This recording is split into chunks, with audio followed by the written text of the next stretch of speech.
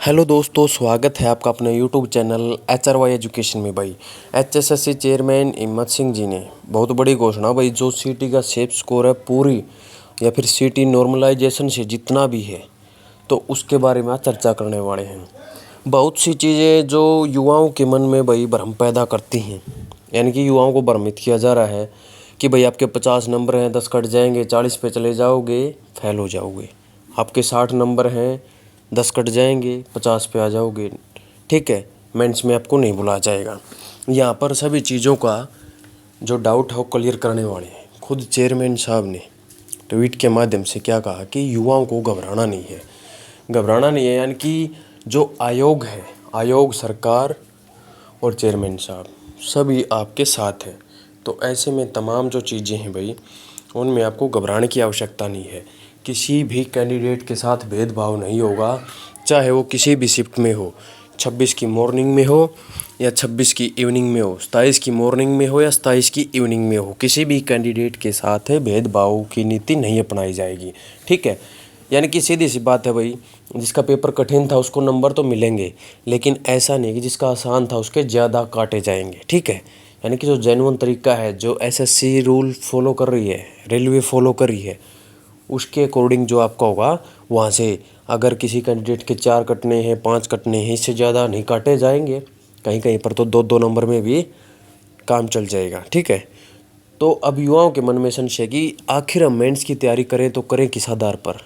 कोई ये सोच रहा है कि 45 नंबर ही हैं तो मेंस की तैयारी कैसे करें। कोई सोच रहा है भाई 50 ही नंबर हैं, मेंस में नाम आए तो आए, ना भी आए। देखो, 2-2 4-4 नंबर कटना है तो स्वाभाविक है भाई, जिसकी आसान शिफ्ट थी, ठीक है। ये तो आप मान के चल लेना कि 2 से 4 नंबर, जो ज़्यादा नंबर उसकी अलग बात है, लेकिन 2-2 4-4 नंबर तो आप अपने कम कर लेना। अब बहुत सी ऑब्जेक्शन की भी गई है HSSC की तरफ से, तो अगर वो सभी के आंसर जेन्युइन पाए जाते हैं तो आपकी जो आंसर की है वो भी दोबारा से रिलीज़ होगी, ठीक है। तो कहीं ना कहीं अगर किसी के नंबर ऐसे हैं भाई कि आपका क्वेश्चन सही था लेकिन आपके नंबर काट लिए गए हैं, 2 या 4 नंबर आपके बढ़ने की भी गुंजाइश है, यानी कि 65 वाला 70 के आसपास जाने की पूरी संभावना हो सकती है। 4 से 5 नंबर भी आपके बढ़ सकते हैं अगर आंसर आपने जेन्युइन दिया है तो, ठीक है। अब जैसे मान के चलो कोई 65 वाला है, अब तो उसको ये डाउट है कि 65 में सही कटेंगे, और फिर उसको ये पता कि भाई 65 में 4 बढ़ भी रहे हैं या 2 कट रहे हैं तो उसको लॉस नहीं है, क्योंकि वो 67 नंबर पे तो वैसे चला गया, ठीक है। तो अब चीज़ें ये फेस करनी पड़ती है भाई कितने नंबर वाला और किस एग्ज़ाम की तैयारी करें, क्योंकि ये भी संशय है। पता नहीं भाई 10 गुणा में किसका नाम आएगा, किस पोस्ट के लिए आएगा, कितने नंबर पे आएगा। अभी तो हम एक इमेजिनेशन कर सकते हैं भाई कि भाई कितना आएगा, और नॉर्मलाइजेशन के बाद जो रिज़ल्ट आएगा उसमें आपका स्कोर कितना बन रहा है, कितने कट रहे हैं। जैसे आज किसी के 70 हैं तो रिज़ल्ट के बाद अगर वो 65 पे, 66 पे या 67 पे आ जाता है तो तब चीज़ें फेस करने को देखी जा सकती हैं।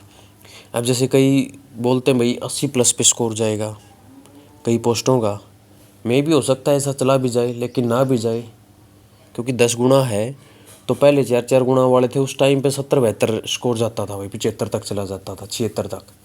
तो अब कुछ ना कुछ तो बढ़ा ही है 4 गुना के बजाय। और जो आयोग है वो जितनी कोशिश होगी ज़्यादा से ज़्यादा कैंडिडेटों को एग्ज़ाम में बैठने का मौका दे सकता है।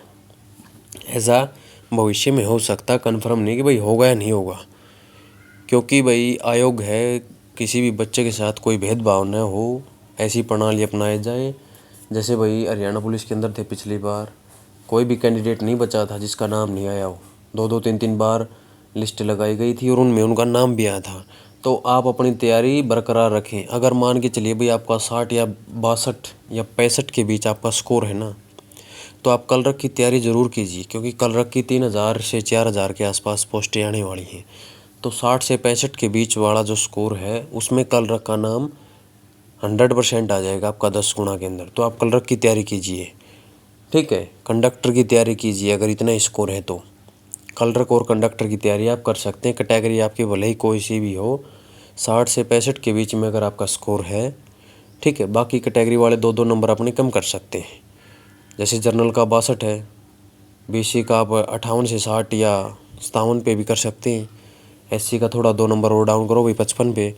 तो ये जो पोस्ट हैं भाई, इनके अंदर आपका जो अच्छी खासी वैकेंसी आने वाली है, इनकी तैयारी आप कर सकते हैं। कंडक्टर की और इसकी, और हज़ारों की संख्या में भाई पटवारी की आएंगी। अब ये नहीं कह सकते भाई पटवारी में आपका आ जाएगा, लेकिन अगर आप 65+ स्कोर कर रहे हो, 66-67 के आसपास अगर आपका स्कोर है, तो वहाँ पर पटवारी या कैनाल पटवारी में भी आपका नंबर आने की चांसेस हो सकते हैं। इसलिए अपनी तैयारी बरकरार रखिए। अगर ये 60+ आपका स्कोर है तो क्लर्क और कंडक्टर में आपका नाम आ जाएगा, आप उसके अकॉर्डिंग अपनी तैयारी कीजिए। ठीक है, घबराने की कोई आवश्यकता नहीं है। जहाँ पर आपको ये लग रहा है कि यहाँ पर भ्रमित किया जा रहा है, वो चीज़ें बार बार मत देखिए, अपनी तैयारी पर फोकस रखिए। 2 या 3 महीने के अंदर ही मेंस को भी जैसे भाई एग्ज़ाम वगैरह ले लेंगे। और जैसा कि सरकार ने कहा था कि हर साल हम 40 से 50 हज़ार भर्तियाँ करेंगे, तो आगामी सीटी के ऊपर ही होने वाली हों भर्तियाँ। तो आप अपनी तैयारी बरकरार रखें, किसी के बहकावे में ना आए। ठीक है, बुक्स को पढ़ना मत छोड़ें। अब डी का होने वाला है सिलेबस सेम, एक 15 नंबर की आपकी साइंस ही बड़ी है। ठीक है, अब सिटी मेंस में जाओगे चीज़ें वही हैं, बस सिलेबस कोई बढ़ रहा है कोई कम हो रहा है।